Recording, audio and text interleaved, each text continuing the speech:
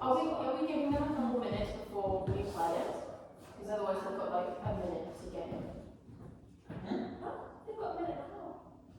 To get to 60 people? Yeah, but we can still do it. Come on, a minute and a half, you guys, because I know there's always that. Oh, look, they're back. People are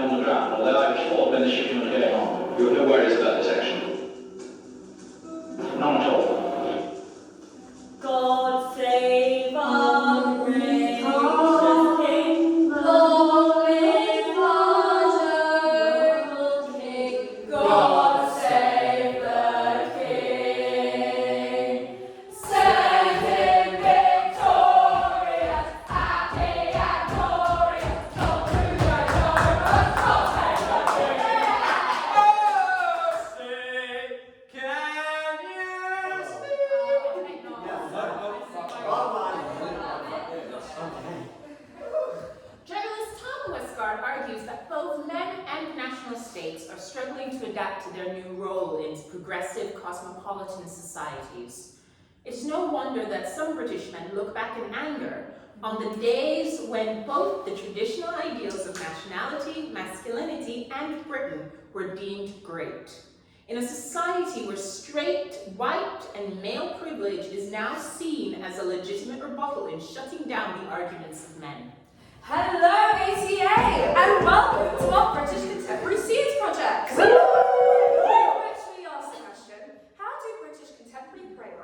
Presents nationality and masculinity through the use of monologue, colloquial language, and reference to historical events. To ensure we're all on the same page, nationalism is defined in the Oxford Dictionary as identification with one's own nation and support of its interests, especially to the exclusion or detriment of the interests of other nations. Not to be confused with patriotism, defined as devotion to and vigorous support of one's own country. The characters we explore aren't necessarily patriotic. The conflict within these plays is created when a character identifies as British, therefore aligning themselves with their nation's interests, but also identifies as black in a nation where 70% of recorded hate crimes last year were race-based. Whilst critical sociologists in men's studies caution that a fixed definition of masculinity is no longer plausible, along with Michael Kimmel and Michael Messner in their book Men's Lives, we are defining masculinity as the socially constructed gender ascribed to male bodies.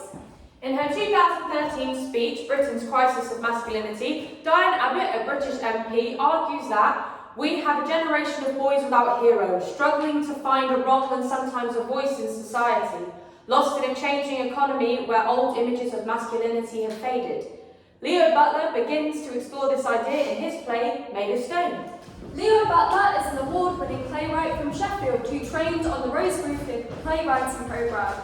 Butler is known to write plays about the economic state of the UK, struggles within society, human connection, isolation, class and politics. Made of Stone, his first play, premiered at the Young Writers' Festival at the Royal Court in 2000. Here we see how Leo Butler presents the lack of identity that young men in England often struggle with through his use of reference to historical events. In this scene, Butler highlights the difference between nationalism in the north and the south off the back of Thatcher's scheme to close down the mines in the 1980s, when unemployment increased from 1 million to 3 million, partly as a result of this. According to Sheffield Hallam University, the UK coal industry had a total workforce of 221,000 at the time of the strike, but fewer than 7,000 by March 2005. During this time, the north and south of England were divided due to more care being provided by the government to the south compared to the north. Because of this, young men are increasingly confused about their identity, insecure and isolated from the rest of society, according to a Guardian article from 1999 quoting a recent study. This arguably comes as a result of the unemployment issues I've mentioned, as researcher for the University of Bristol, Paul Gregg, discusses. He says, significant scarring effective unemployment experience, in particular for males. Further research undertaken by Mary Gregory and Robert Jukes also shows that, quote, unemployment experiences are also shown to have a negative and long-lasting impact on outcomes such as well-being, end quote. Therefore, Butler's choosing to set the play in Sheffield, not long after Thatcher's cuts, highlights external English politics and how nationalism can directly impact a person's sense of masculinity and identity.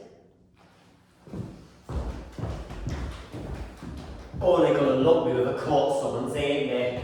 800 bastard quid. No, sorry, 873 bastard quid. Fucking council tax wankers taking me for a prick. Been on the phone for over an hour trying to sort it out. I've only just signed off. But oh no, they don't have a record of that, do they? That's not on their fucking files. Suddenly, I'm in debt 800 quid, and they're playing rinky-dinky-tink Mozart down here. Sorry, your girl is in the queue. Please hold the line, we'll connect you to about customer service operators. Customer service operators. More like brain dead cunts, fuck your life up operators. You know, I've had up to here, I could fucking...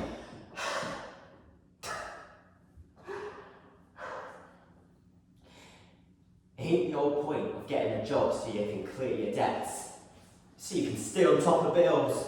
Sorry, your call is in the queue. Was better off on the dole. Stupid bitch couldn't even speak the language properly. No, Mr. Fraser, there must be mistakes, Sam. Check file, no, nothing. Got it in 2 weeks, yes. I mean, where the fuck do they hide these people from? She sounded like she'd sell out on a ganges or something. No, Mr. Fraser, you got that really late, yes? Did you know that? Did you know? They charge it for like a year in advance. So, not only am I paying for a debt that never existed, because I was signing on alright, but I'm also paying for 12 months that ain't even happened yet. I could have an heart attack tomorrow. What good will it do me then, eh? And what are we paying for exactly? I mean, the fire brigade, fair enough, but the cops, what the fuck do they ever do that's worth 800 quid?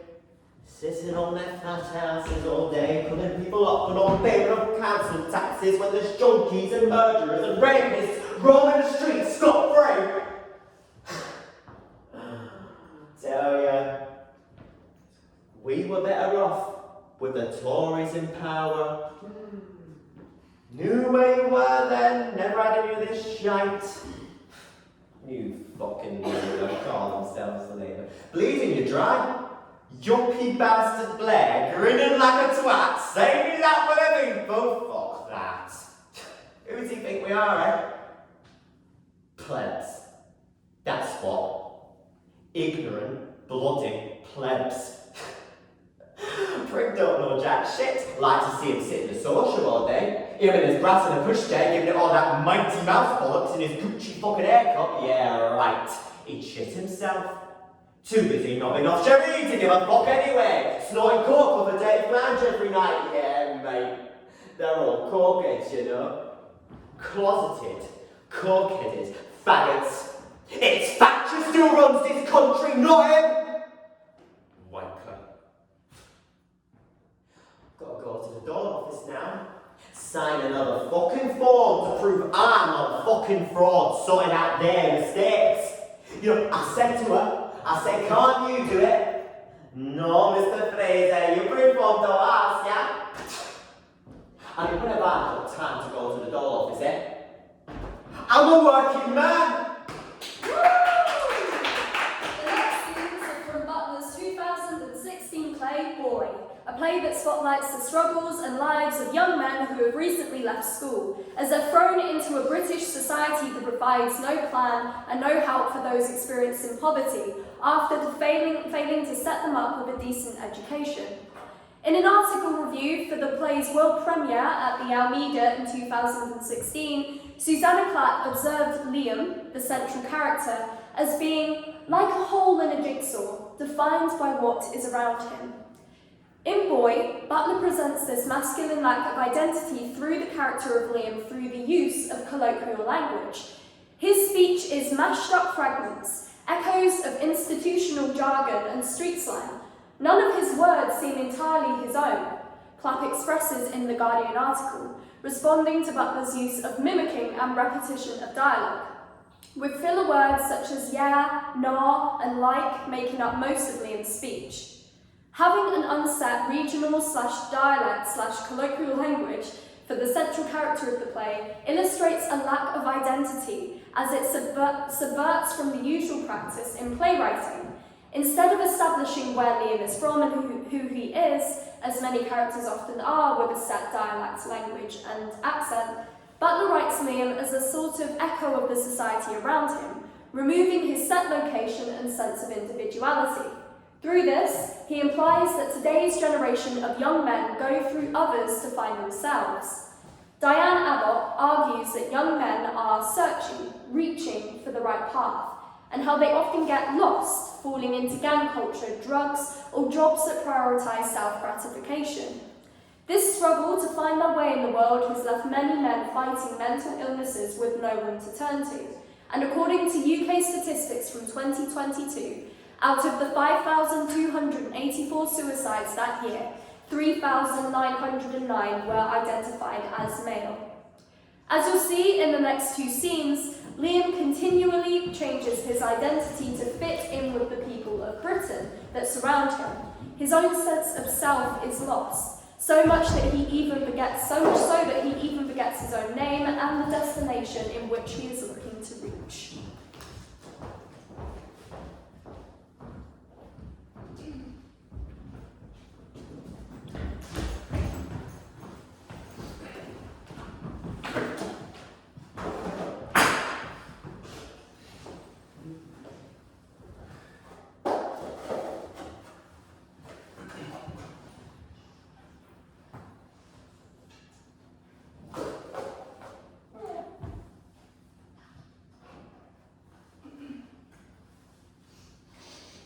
So long time. Liam. Yeah, long time. You just dropped that food back, innit? Oh, that's just nasty, bruv. No, just like find a bin or something. Cool. You still see Lamar and them boys still?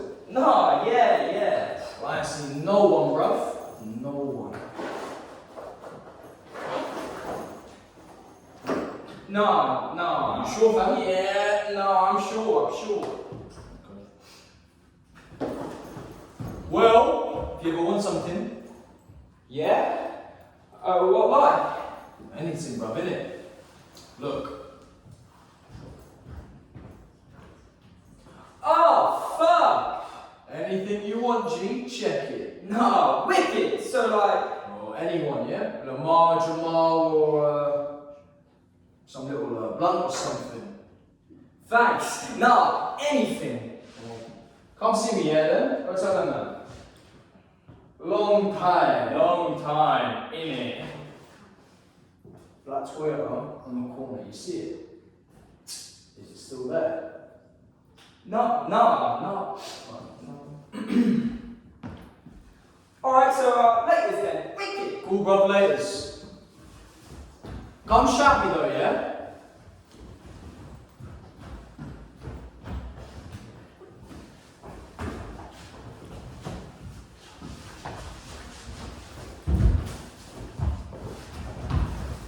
Oh shit, sorry. You'd be so bloody rough with him. No one's being rough. Oh, I call it rough. Alright, just stand up against the wall for me, please. What you mean like? Yeah. Okay, cool. Hey, watch me dragging your shoes, man. Look where you're going. Oh really? No! Get rid of my shit, man. Fuck. Why don't you move on then, Ruby? You moved right when I was there first. We're a public concourse, you know that. What's your name? How about I pay his fare? I'm not sure you need to go to All right, all these places. thank It's just a train ticket. He didn't actually hurt me particularly. Your name? Yeah, Stephen. Yeah, Liam, I mean. Liam, yeah. Let me lend you a fiver. Will a fiver do it, do you think? Well, it depends what you're after, innit? Sir, I appreciate you trying to help. It's no big deal, really. He's just a kid, look. Thank you. Yeah, fuck off, buddy. Try and look down at the drinks, yeah? Mind if you look inside your bag, Liam? I don't know, yeah. Anything he should know about? Whatever, cool. Whatever you say, sir, Miss Mum. Oh! Fuck! Fuck, man, that's not right! Alright. No, £2.60, regular latte. Regular love. What should I have flipping latte? And your age? No, 17. 17. Yeah. Yeah, take him down Dolphin Square. Show your mate. You should keep your voice down. Mind if we call your parents, Liam? Check you're who you say you are. Check, yeah, cool. Do you mind if we call them? You want to give me their number? Move along now, thank you. Unless you'd rather come down to the station. Oh, Oh, you can take it. Fuck! So sorry. We can finish our technique now. I've got a cell phone, mate. You can find your own bed for me. We're not falling for that one again. Unless you'd rather we do this at the station. no, Oxford Street, I think. Where? Oh, me and my friends, like if you tell me the way, if I can like pay you back. If you let the man pay what he said. It's my mistake, really. Perhaps you could let me go to the machine and get him a ticket. No, that won't be necessary. But surely if it saves you the Oh, just paperwork. let him do that job. Just stay away from my shit. Your parents be home, will they? Fuck, no, I don't know. Could be. Got a landline? At work, I think. What? No, like, they're at work all the time, I don't know. But I don't have any credit. My phone, the battery, I think. Alright, Liam, just calm down. Consider someone. Alright, get going. Move along. Where, sorry? Wherever it is you're going, Liam. Go on.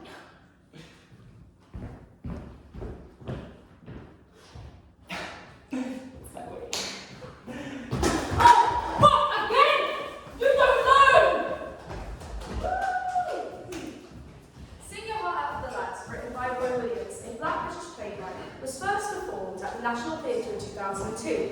In an interview with The Guardian, Williams spoke about growing up as a young black man in the early 80s, saying, he was my white mate and I was his black mate. You knew where he stood. In this interview, we see that both Clint Dyer, co-writer of Deaf in England, and Williams relate to each other's shared experience with racism.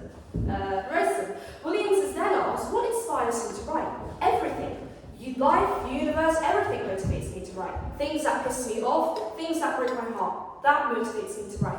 Sing Your Heart for the Lads is set in a southwest London pub where a group of amateur football players come together to watch England versus Germany. In this play, William presents nationality and masculinity through the lens of the working class man and their connection to football. Williams was inspired by plays of Barry Keefe saying, he captures how we were feeling, our anger. Not just our anger, but the humour, the life, the energy.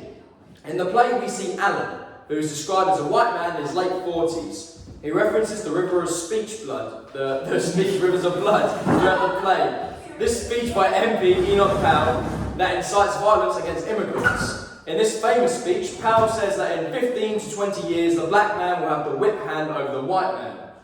Not cool. In the first scene, Alan is talking to Gina, a young woman who works at the pub. Here, William uses colloquial language to reference to historical events to explore how white working-class characters perceive nationality as they watch the 2000 World Cup, England versus Germany match.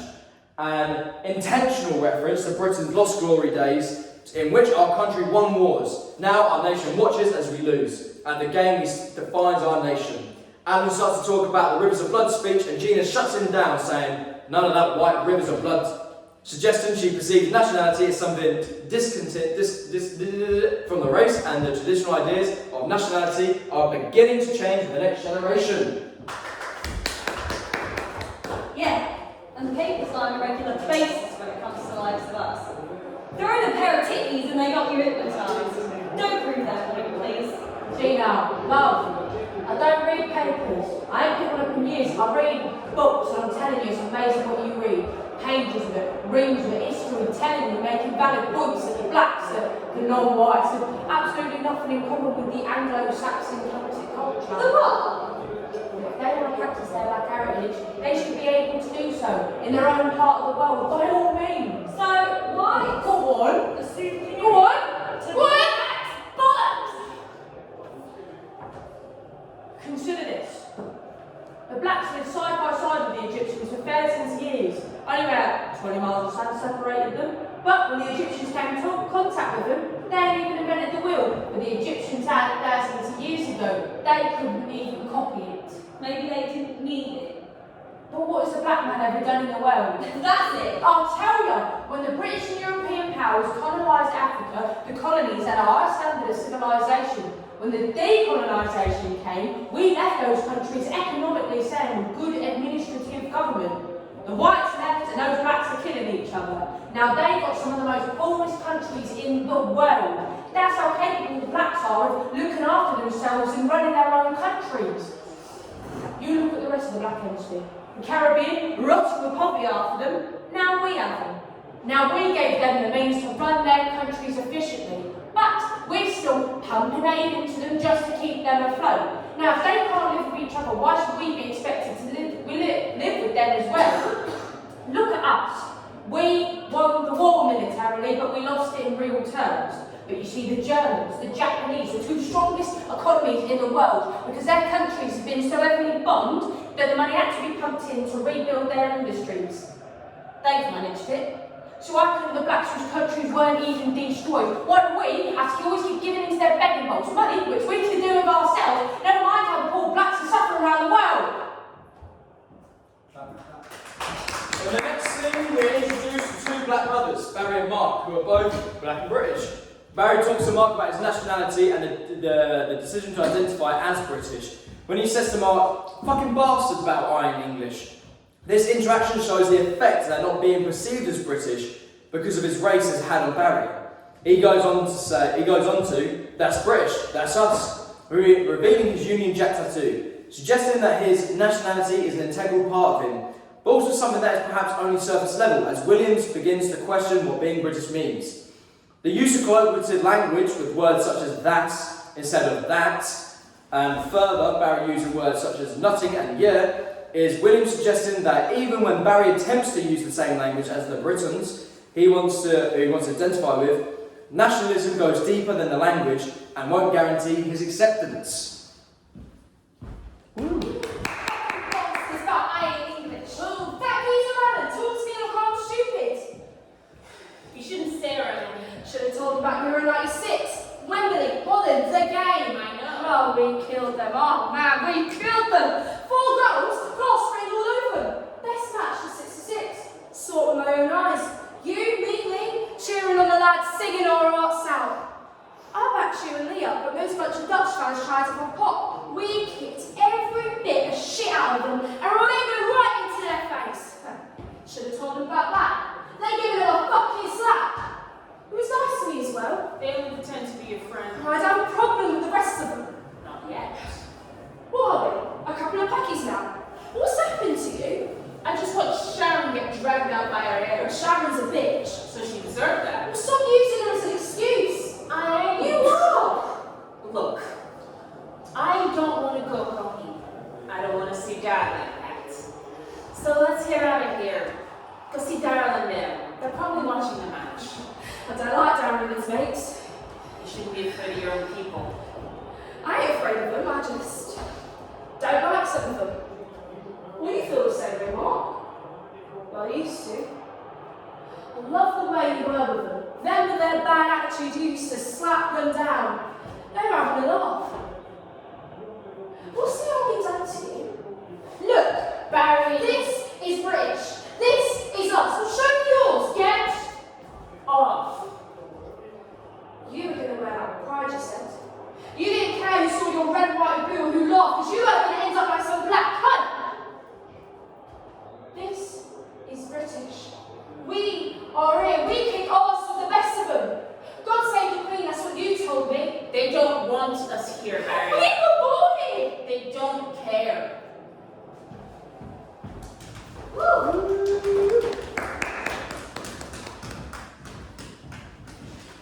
July 2nd, 2005, 2 billion people tuned into a string of benefit concerts called Live 8. July 6th, 2005, London is successful in its bid to host the 2012 Olympic Games. July 7th, 2005, 4 suicide bombers attacked London's transport system, killing 52 and injuring hundreds. Nationwide euphoria collides with devastation. Simon Stevens, a British-Irish playwright best known for his adaptation of A Curious Incident of the Dog in the Night Time, portrays a society quietly at odds with itself in his 2007 play Pornography. Pornography presents London life around the 7/7 bombings, exploring national morale and dissecting British prejudice through colloquial language, monologue, and the use of gender on stage, in which Stevens is suggesting that this terror attack is not the cause, but a product of a social breakdown in Britain. The title Pornography is one that views people in mass rather than individuals. The use of colloquial language and nameless characters reduces characters to brushstrokes in his portrait of the city and wider nation. Together, they showcase domestic life, the peaks and troughs in national morale across this historic week. The use of monologue highlights the isolation that young men in Britain feel, due to the changing image of masculinity and their struggle to assimilate themselves into an evolving society in which patriarchal ideas of success are being challenged. As Abbott says, we have a generation of boys without heroes, struggling to find a role in society in where old images of masculinity have faded. As you'll see in this scene, Jason, the schoolboy, expresses that he'll be like a Führer. And here, Stephen suggests that this isolation, when left to fester, can produce socially perverse desires and ideals, and that if British don't provide young boys with contemporary positive male role models, they will look to the past, a past where images of powerful figures include none other than Adolf Hitler. Every character commits transgressions, including one man revealed to be a 7/7 suicide bomber. This use of reference to one of the most infamous historical events in London's history suggests that his transgression is the greatest, but on a level with everyone else's. Stevens urges the audience to see his actions in a wider context, that this radicalised Muslim father is as much a part of the social fabric as the various other characters on stage. Pornography was born from Stephen's curiosity about Britain's inability to believe that the 7/7 bombers were British men. Data from the Metropolitan Police reported an increase of 5% in faith-related hate crimes following 7/7. This reaction demonstrated an inherent prejudice, a culture where people who stray from a certain perspective of Britishness, are alienated and vilified. German director Sebastian Nübling explored this further in the original production, using Stevens' nameless dialogue to explore gender on stage and exploit prejudice through the cultural view of masculinity. He recast the actress playing a sister in scene 5, locked in an incestuous relationship with her brother, with the actor playing the aforementioned schoolboy. He explained, "When you put a man and a woman together on stage, regardless of what you tell people about their backgrounds, there's somewhere in the audience's imaginations where they presume they're going to fuck each other. This cast swap will be presented in our scenes, with Mei-Li playing the schoolboy and the brothers being played by myself and JJ. The choice to portray two men being intimate on stage evoked a greater sense of shock, judgment and excitement from audiences, not because they were brothers, but for it defied their expectations of the way two men should speak and act together. One British review described it as a moment of genuinely joyful subversion. From a queer perspective, perspective, it's suggestive that audiences perceived the incestuous relationship as more perverse because they found its homoerotic nature more alienating.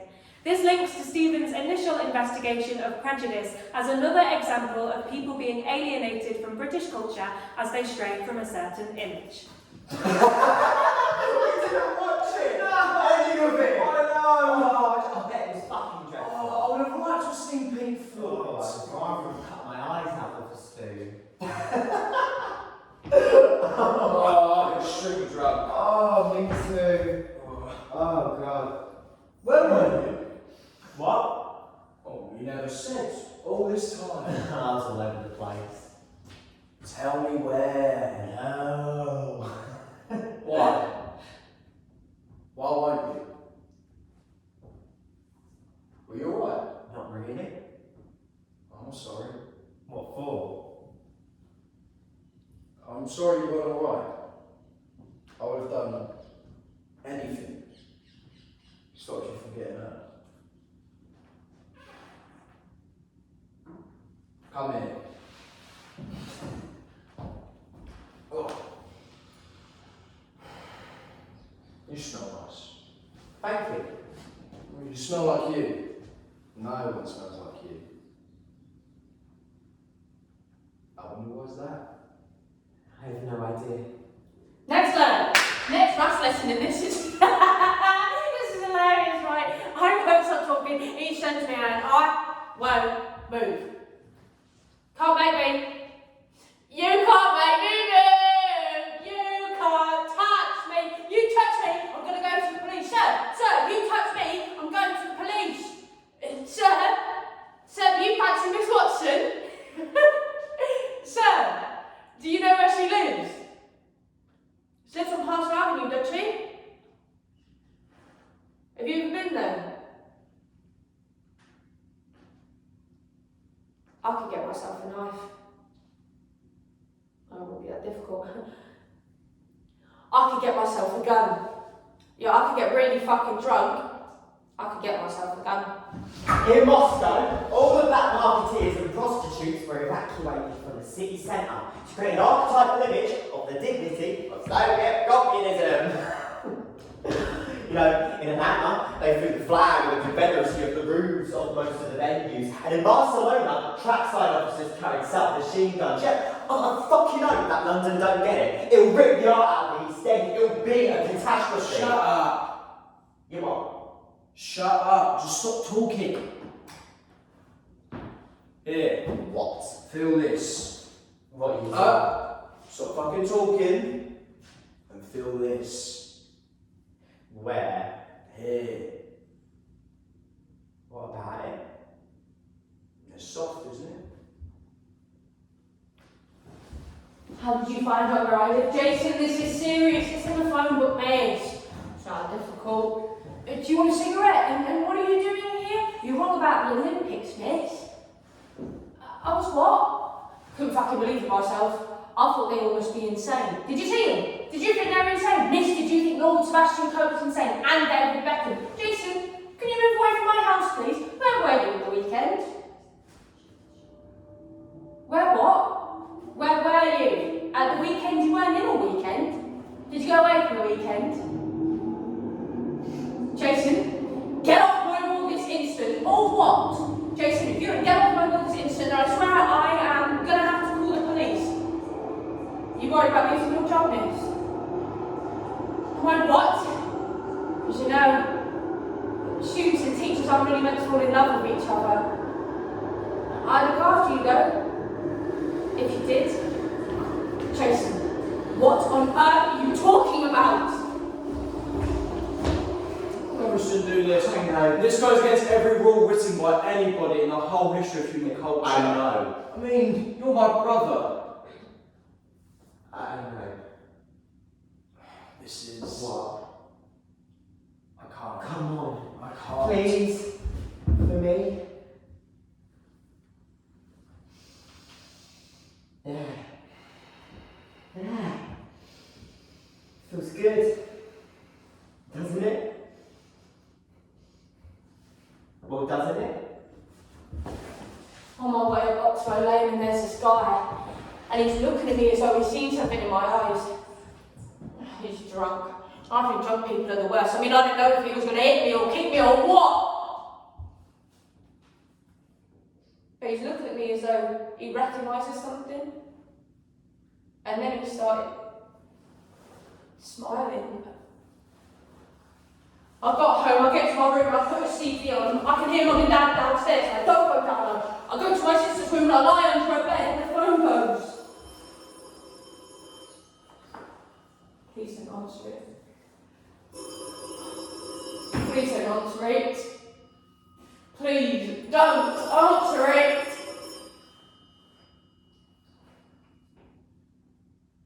I go to bed at 8 o'clock. I don't even watch much TV. There's coming in an explosion at a Liverpool Street station here in London.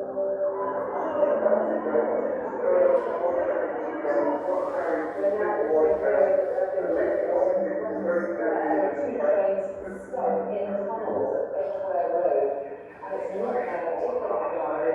All passengers remain on board. That would be the first suicide bomber to have struck in the United Kingdom.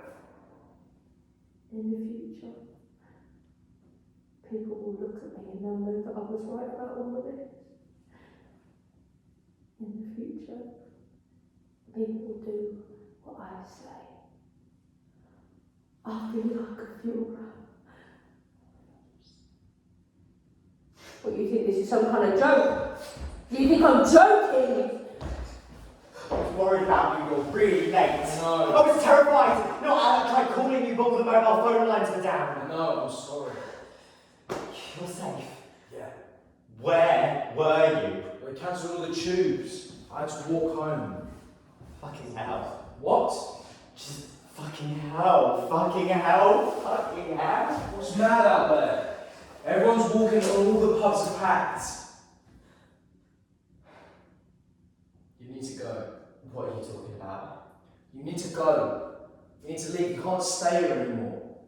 This is awful. This is all awful. There are some things which you can't do. And fucking hell, do you not see what's going on in the news? Of course I do. You do. not see what's going on? What's that got to do with anything? I can't bear this anymore.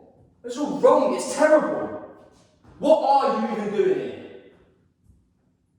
I look at you, and all I can see is your stupid, fucking, horrible, fucking face. Stop it.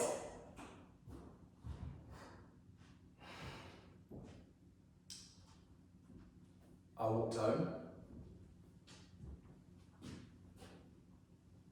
and the whole place had been destroyed. And I come home to this. Can't bear it anymore. Just want to stop. I watch the TV with my sister all morning. She comes back from the tube station, she can't get to work. The images are of CCTV cameras near the scene, and the images change every 30 seconds, and I'll watch them. I keep thinking something's going to happen, and you can hear everyone talking, but the images change every 30 seconds, and I think about what it's like down there. I think about the smell, I think of the rats. It's such a hot day that I have to shut the curtains from glaring on the television. I wish she was on the tube. Lisa, I wish she'd had a training day and happened to find herself on a tube bound for the centre of town. When a young man with a backpack climbs on, the way the images move, I think the word is tantalising, and I look at my sister, you laughing or you crying? Am I what? Are you laughing or you crying?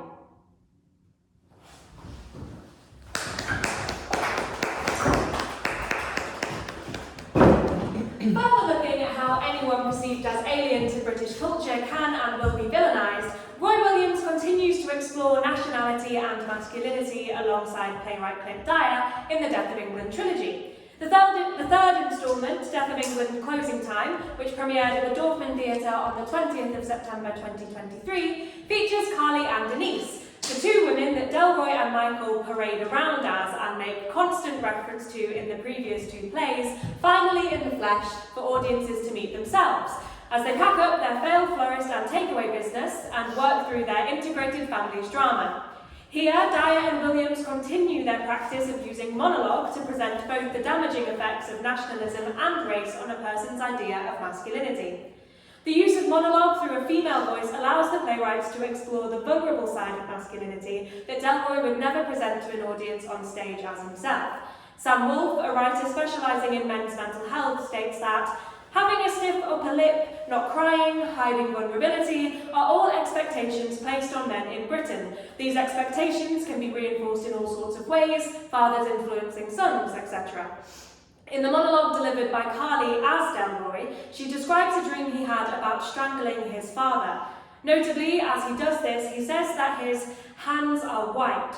Here, the playwrights present race as a factor that affects a person's idea of masculinity. In an academic article, Compulsory Homosexuality and Black Masculine Performance, Vashon A. Young proposes that, as a result of patriarchy as an institutionalised social system that benefits white men dominantly, black masculinity has become a performance of hyperheterosexuality and strength, and that true perceptions of manhood are reserved for white men in this country. Whiteness is quite literally strangling both Delroy and his father in their pursuit of success defined by traditional white British ideals. To move on and redefine his idea of masculinity, Delroy must kill these definitions. His father represents that. As Rukiaya Adia, a male-identifying black British writer, says, the stigma and stresses carried by black men are burdens from ages of generational trauma, all of which must be unlearned in order to thrive. I was outraged. I was fucking outraged. Do you mind? It's me one talking? Oh, and here we go. Men. Men with the IQ the size of their dicks in inches. When you worked that long for men, entitled alcoholic men for 30 years, I say the only thing that can make it worth it.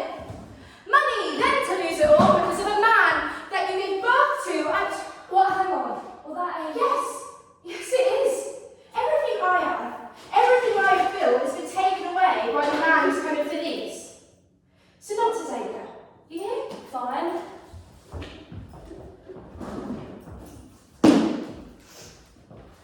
Mind if I listen to the footy? Not all.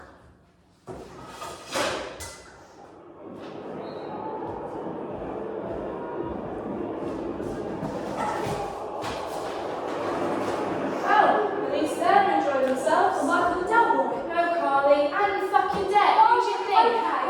Well, let's not bring them into our, shit. Because the two men in question have been known to parade our stuff, us, around in circles that wouldn't... Well, let's just say, folk that wouldn't... I've forgotten what I was saying. I'm going to carry on. Yeah. Left. It's a football match. Maybe then, or at the supermarket. Food and football, eh? The Englishman's common ground.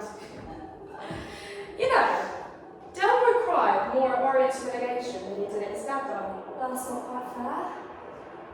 Really? It's not quite true either. What? He talks about his... Yeah. Delroy? Fry's in asleep about his dad. What did he say? What does he say? How does he talk about his dad? Well, the last time we was in bed, while back it was, his leg was twitching. That's what woke me. Which usually means that he's dreaming that he's playing footy or something, but when I looked at his face, well, his face looked like one of them old staffs. You know, even his nose was wrinkled in anguish. Babe, you're right. Babe, wake up.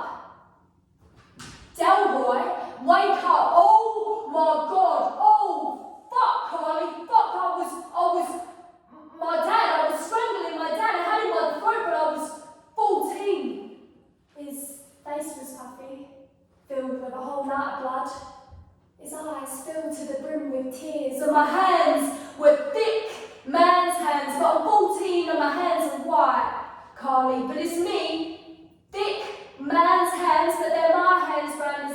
I'm telling him, Carly, don't die.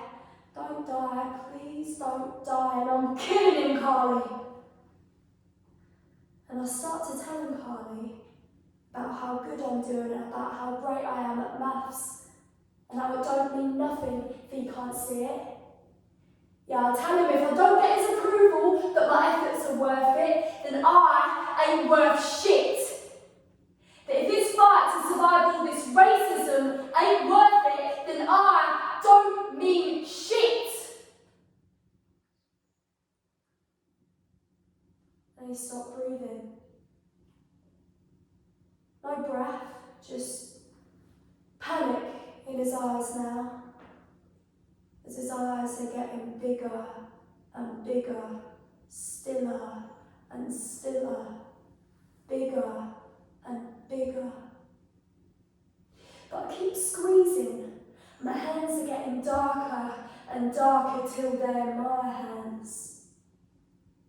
My black hands around his neck, and I start to cry.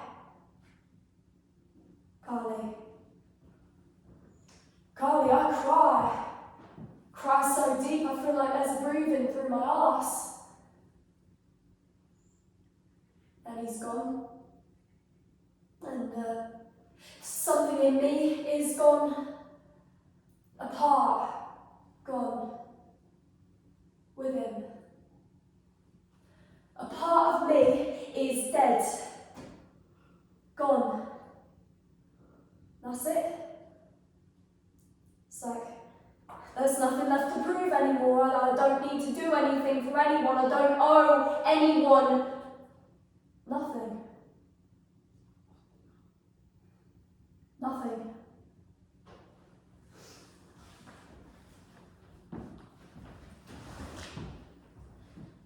You said all of that? Couldn't make that up.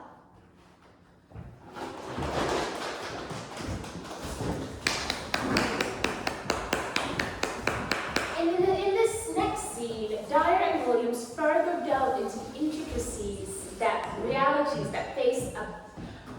that faced by Black British individuals, showcasing the enduring effect of both external and internalized racism. They vividly illustrate how these dynamics can perpetuate across generations as younger individuals navigate a society that prides power and superiority as markers of Britishness. The concept of Britishness itself eludes me, as I actually feel the rejection of those who consider themselves British. Phillips states in exploring Britain's racialized colonial legacies in criminological research, states, both young minority ethnic men are also situated in a transnational localized frame in which they racialized and gendered identities prescribed by the nature of their belonging to a British national state irrevocably connected to the empire. The dialogue adeptly explores intersectionality, with Denise's perspective being shaped not just by her race, but also by her gender and socioeconomic background. From Brexit, Black Lives Matter, and the lockdowns are all dissected in the earlier plays by Williams and Dyer. However, in closing time, their focus shifts to the King's coronation, the cost of living, and cancel culture. There is an intentional skew in the play towards Carly's perspective, underscoring the difficulty faced by strong-willed and intelligent Black women like Denise in being heard and acknowledged. Phillips also says, the post-colonial reverberations hark back to a rigid characterization of predatory violence, greed, and an inability to defer gratification, which has also now morphed into consumerist desires. Throughout the dialogue, Denise challenges the masculine display of power inherent in British traditions, particularly the glorification of colonial dominance and patriarchal systems. She highlights the exclusionary and oppressive nature of celebrating institutions like the royal family, shedding light on the historical injustices and inequalities faced by Black Britons. Delry's resistance to Denise's critique mirrors a broader societal discomfort with questioning traditional symbols of Britishness and masculinity, revealing the tension between acknowledging historical injustices and embracing national pride. Denise's monologue on the day they watched the king's coronation exposes Delroy's willingness to overlook problematic aspects of the event for the sake of peace, highlighting Denise's sense of displacement amidst it all. It becomes evident how their masculinity is intertwined with their perception of Britishness, which in turn is linked to images of monarchy and power. James Baldwin wrote in Stranger in the Village, "People are trapped in history, and history is trapped inside them." Just that doing deals and stuff, sharing costs, sharing ideas. Delroy and Michael couldn't fathom it, could they? We even watched the fucking king's coronation on TV together, remember? Shame all those people couldn't turn out for something. Mom! Delroy exclaimed, slyly trying to divert dissent. Let them enjoy. I'm not stopping anyone from enjoying anything. If they can find 82 loud explosions emanating from 100-year-old cannons enjoyable, then how about the planes? Instruments of war, enjoyable. Okay, while dressed in pantomime clothes and we're spending 100 million quid of taxpayer money. Not their money, you know, our money. That's when the dial changed. Neck started getting scratched, feathers ruffled. Why? Well, ain't it nice seeing the king throw her family up there? All that night, they're just royals. What she call them? Working royals? So no pedos or blacks. Perfect. Just a wholesome, clean living, white military colonialist family. All those years of watching Law and Order finally found a purpose. I put it to you, I said, with the timing and rhythm of James Brown. You like the power it shows. So how come when Kim Jong-un had a show of his military might, it was a disgusting display of power? But when we showed our long history of military dominance that led to all the countries we colonized struggling for survival, with still no apology, it's divine right, ordained by God. A lovely show for that family to remember the good old days. I mean, how is it fun to watch that old cadaverous, jumbo elephant-eared, racist beanpole become king? I know. I can help it. That's it, Mom, Delroy exclaimed, as if trying to divert dissent. They all have a history. You can't come in here and they're a gangster family with the best fiction, mythology. For fuck's sake, if without that little fig leaf of a little old lady, it's plain to see what they serve, and it ain't God. Poor Michael, even with all his newfound liberalism, wanted to scream. Mom, for fuck's sake! Delroy hollered, spitting the burger in his lap. What? We're from a colony, Delroy. What do you expect me to think? Slavery's over. Let them have their day. Hearing that from my own kin sliced an artery. We only just stopped paying the slave owners in the last decade for their lost earnings, and all we get is that they tolerate us. But we love the royal family. They give us a sense that you're better than everyone else. You should have seen them. It was as if they saw a 6-foot lizard in a suit and tie eating a curry on the M25. Cause it's a celebration of the beginning of his rule over his country and his colonies. Delroy, over his colonies. It's a holiday, a bank holiday. Street parties, drinks, celebrations, even I can choose to forget the nuance of it all. Even just for one flippin' day. He who liveth and reigneth supreme over all things.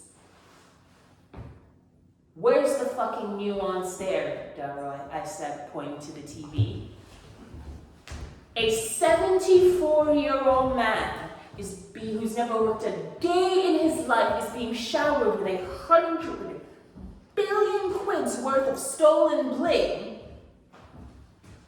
Not much fucking nuance there. I pledged allegiance enough for them clapped. I tore it? No. Punctured it? You could almost hear it leave the room like a dry, heavy fart.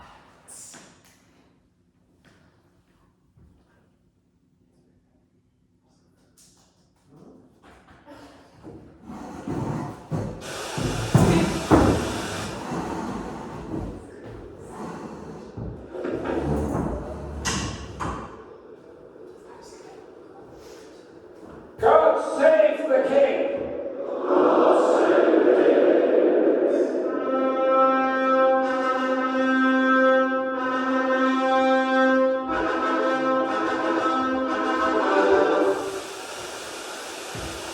Irish artists have often embraced Ireland's complex conflict with British identity, particularly through a period of violence known as the Troubles. The Troubles is often thematically present within Irish work, and the work of Irish playwright Brian Friel is a notable example. Our final section will analyse how Brian Friel uses a real-life event as a backdrop to demonstrate the complexity of the British identity in Northern Ireland in his 1973 play, The Freedom of the City. But first, some much-needed context. In 1948, Ireland demanded total independence from Great Britain, and in 1949, the Republic of Ireland was proclaimed and withdrawn from the Commonwealth. Northern Ireland remained separate, and this led to a major divide between the Protestant majority, typically British identifying and loyal to the British Crown, and the Catholic minority, often Irish identifying and wishing for home rule and a united Ireland. While the majority, Protestants still feared that Britain could move to support a united Ireland, while Catholics viewed themselves as trapped, denied their Irish identity, and separated from their co-religionists in the Free State.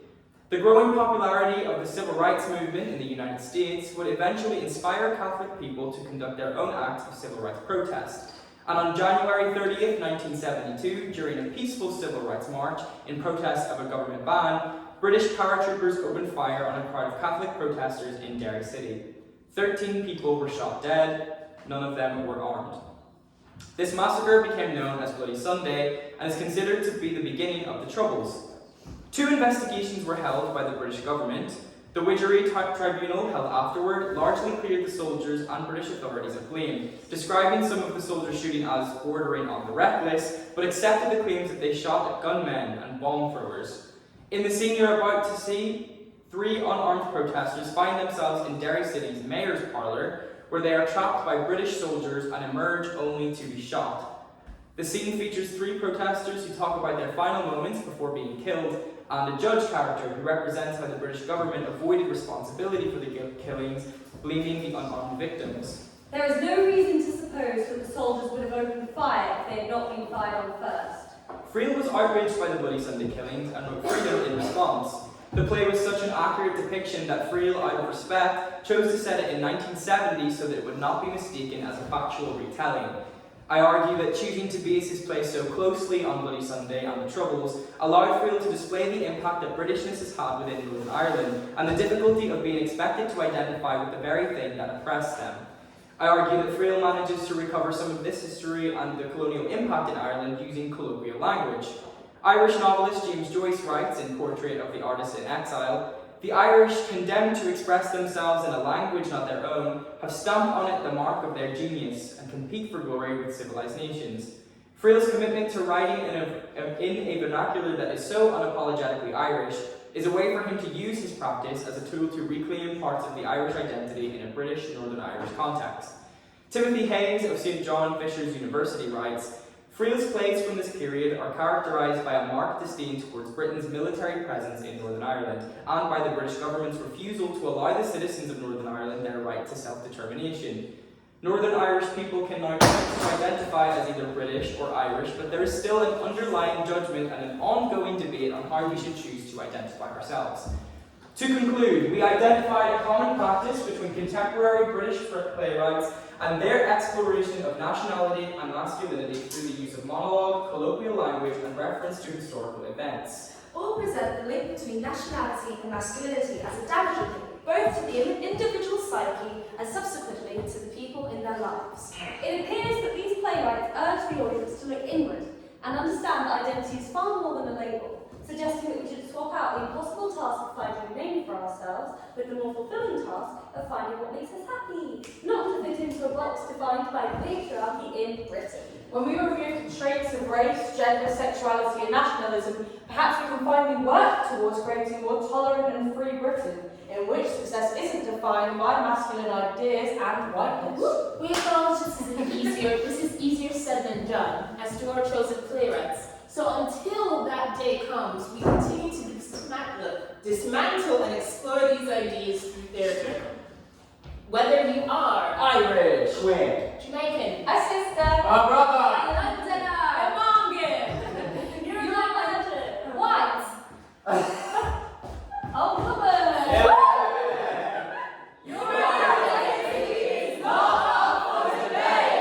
With this in mind, please enjoy our final scene.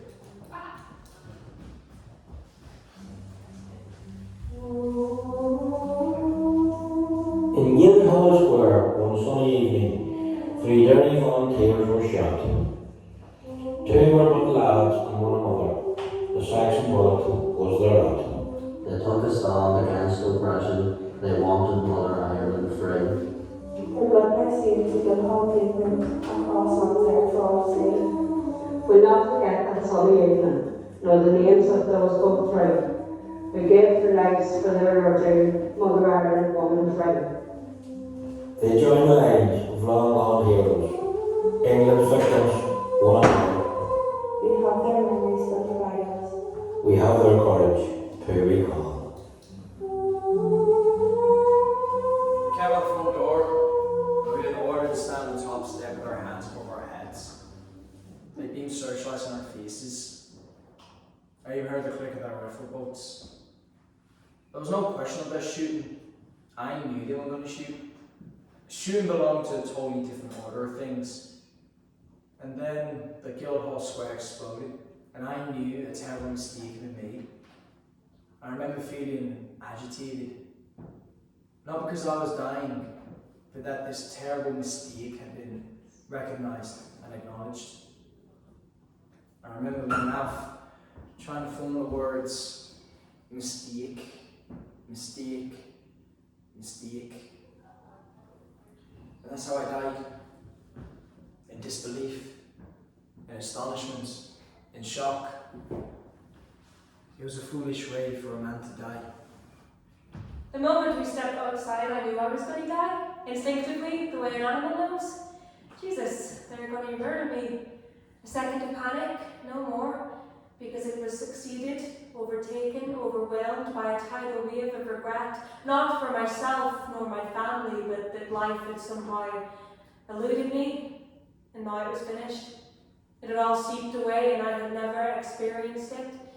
And in the silence before my body disintegrated in a purple convulsion, I thought I glimpsed a tiny truth, that life had eluded me, because never once in my 43 years had an experience, an event, a small, unimportant happening been isolated and assessed and articulated.